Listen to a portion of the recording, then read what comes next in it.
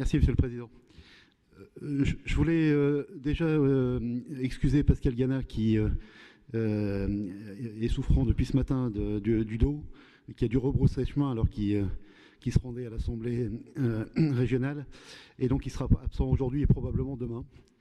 J'assurerai donc par intérim la présidence du groupe FNRBM pendant cette session.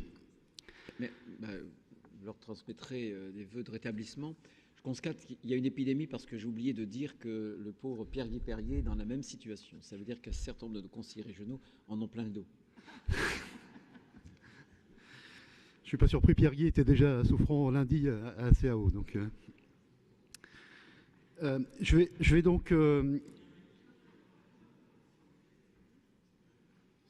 donc intervenir, donner lecture de la contribution qu'avait préparée Pascal Gana sur le compte administratif, et Jean Goichman interviendra sur le budget supplémentaire. Le compte administratif reflète l'activité de notre institution et n'attire pas de remarques exceptionnelles. Ceci d'autant plus qu'il s'agit de 2016, première année budgétaire de la nouvelle mandature au sens strict. Cependant, il nous faut noter l'augmentation de la dette, certes annoncée, mais passée de 1 436 millions à 1 566 millions de stock de dette, interroge sur l'objectif pour la fin de cette mandature. La baisse des investissements et l'enveloppe globale du budget... Attendez, mais chers collègues, quand il y a un collègue qui s'exprime, je vous demande de l'écouter, il fait chaud dehors. Et s'il y a un bourdonnement constant, ça va vite devenir fatigant pour nous tous. Donc merci de respecter l'attention qu'on doit à chacun. Poursuivez. Donc la baisse des investissements et de l'enveloppe globale du budget ne se traduira pas par une baisse de fiscalité, tant pour la part régionale de nos ressources que pour ce qui est des dotations de l'État. C'est un sujet complexe puisque nous ne maîtrisons que très partiellement nos ressources budgétaires, mais pour le contribuable, l'effet dévastateur est là.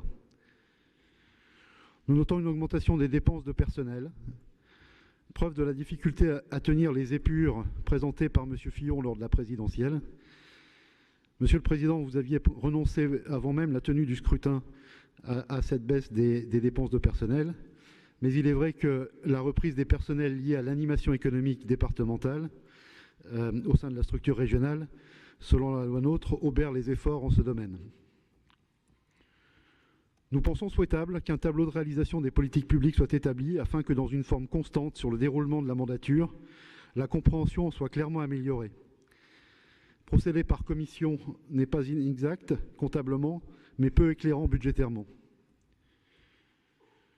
Nous regrettons que la gestion patrimoniale, comme d'ailleurs les constructions, se déroule sans aucun comparatif avec d'autres régions françaises, voire européennes.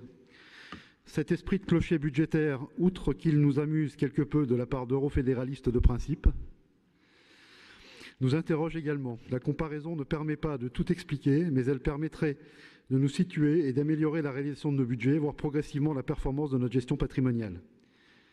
L'appel d'offres ne répond pas à toutes les problématiques budgétaires. Ceci étant, ces observations faites, nous voterons, pour ce qui concerne le groupe, ce compte administratif.